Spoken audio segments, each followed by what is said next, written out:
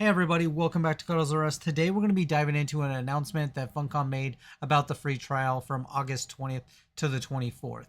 Now, I came in and I was very skeptical. They said that you can explore the entire Haga Basin. All your progression is saved to, that character, so you'll be able to like buy the game and transfer it to the world or into a different siege from the trial ones. So I actually did it. Now you can check that out on my live stream that I did because I streamed it all. Every little ounce, every death, every morsel of sanity lost is down in that VOD. So please go check it out. I mean, if you want to.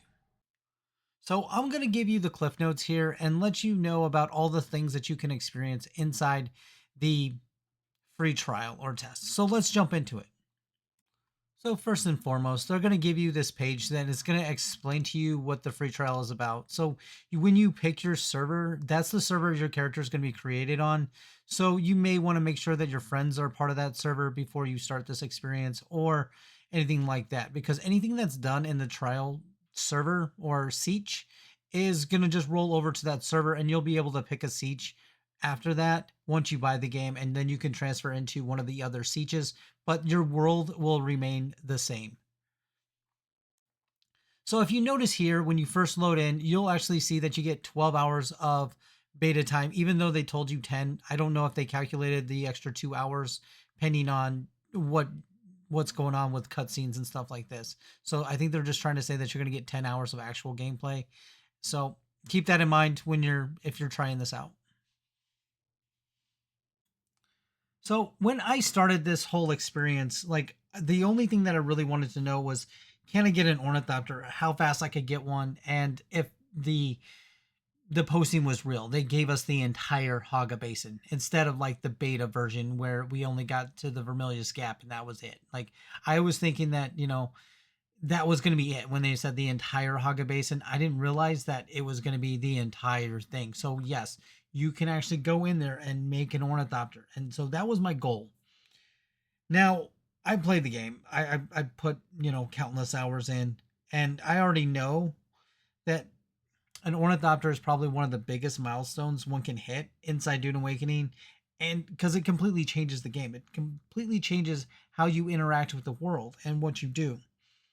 Now, before you ask, yes, I did manage to get one before the timer ran out, and I'll show you that at the end. Now, because there was no other players around, I felt like the run was longer than I expected, and the enemies were a lot tougher than I expected. The NPCs clearly was rebalanced. Some of the intel spots were moved, and they actually put NPCs in there to guard those intel spots, which I really never even noticed, because when we started live, most of these camps were pretty much wiped out within the first couple hours. So this really did put an eye opener to the people that are just starting new, and because we don't have that influx of people constantly clearing the Haga Basin, so this is some of the trial and errors that we're going to see. So I spent a lot of my time running around the Haga Basin just collecting intel, hitting some known sites like Sentinel City, hitting the Atreides sites. I was hitting Misa Terrell to get carbine scraps and stuff like this, and every death, it was just more of a challenge to go ahead and do this stuff. Now, do I believe that somebody should just be rushing through and doing this? Nah, I don't think so. To be honest with you, if you're doing this trial, the one thing that you please do take away from this is just go for your buggy. Go for the buggy, get the max cut array on there. When you transfer to the live server, or if you just say, oh, I'm just buying the game and I'll just transfer to the live server because my friend's there, they could probably help you out. But doing this by yourself and solo, you're going to want to take your time. So if you're starting fresh in a siege and you're not doing the trial, I would definitely say, like, open up to the community, talk to other players. They're probably one of the best resources that you can get, and they might be able to hit you with a decent shield, get you a decent power pack, or even a suspensor belt. Those few items in the early game, it would make it feel so much smoother. So one thing, open up to the community. If you're trying to get into Dune Awakening, that's the first thing that I would suggest you do, because they've already known the ins and outs of the game, so they'll be able to better help you navigate some of those nuances. Now, can you do it solo? Yes, I proved it, but I didn't do a lot of the story. In the amount of time that I spent, it was mostly farming and gathering and running around getting intel. Can you do it within the time frame of the trial? Yes, you can. And but it came at a high cost, right? I didn't do any of the story. I didn't join a faction. I didn't do the Fremen quest line. I didn't unlock my third skill. So all because my only focus was the Ornithopter. So I was able to, like, I skipped out on a lot of the things that makes Dune Awakening a lot of fun, and that's a lot of the story quests. Now, the real question becomes, would I do it differently next time? Yeah, I probably would. If I had if I had a little bit more time, I would probably slow down, get a lot of those quests that put me in the same areas that I would be getting those intel spots anyway, which would have helped me a lot, so that I didn't have to backtrack too much.